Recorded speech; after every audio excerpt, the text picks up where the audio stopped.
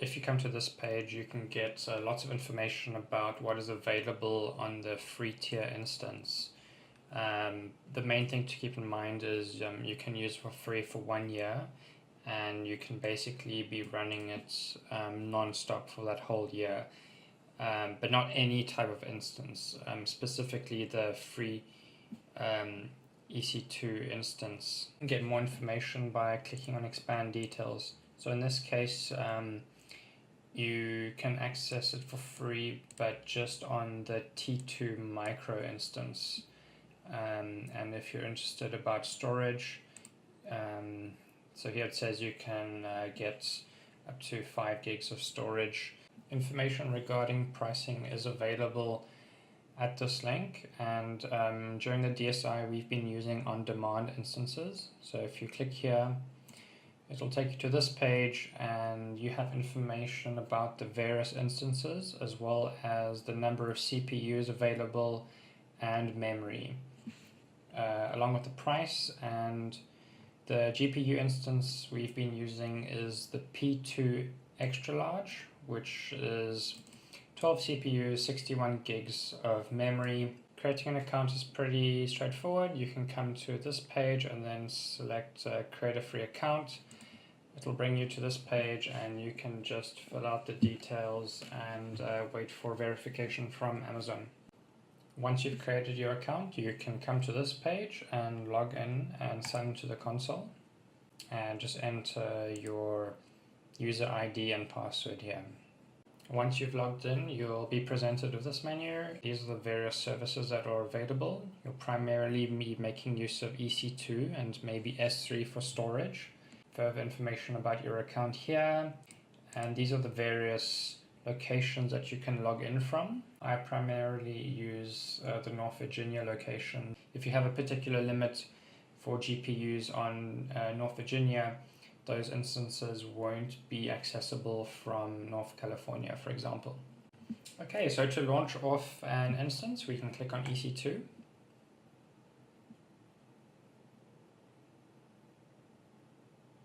And here we can see that I already have one running instance.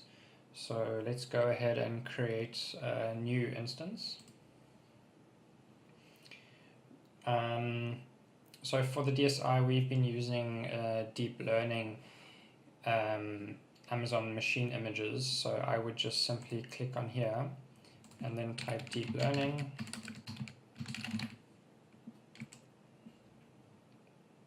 And we've been using this one. The nice thing about this one, it comes with the various Python packages, especially for deep learning, such as TensorFlow, Caffe, Keras, and so on, and also CUDA-NN for hardware enhancement. So you can either just create a blank machine just by removing this and selecting either an Ubuntu server or another instance if you want, but here we'll create a deep learning one. So you click select. Here's where you select which instance you want. So I'm just going to go ahead and use the free tier one. Click next instance details. And then you can input the number of instances you want to launch off at this time. So if you set a value of 10, then you will launch 10 of these particular instances. So we're just going to launch off one instance. And then click on next. You can add storage. In this case, it defaults to 75, so you can change it to 100 gigs if you want, and add more volumes if you wish to do so. Then you can click on next. You can add tags if you want. It just is a nice labeling method, but we won't do that for now, so we can click on next. Here we need to change the source to anywhere so that we can access this from anywhere in the world. This gives us SSH access, but to make use of the Jupyter notebooks, we need to add the port 8888. So you can just leave this on custom TCP, set the port to 8888, and set this to anywhere as well. So we've got both anywheres here. And then that's great. You can click launch. Once you click on launch, this menu will appear, and by default it'll be on create a new key, I think.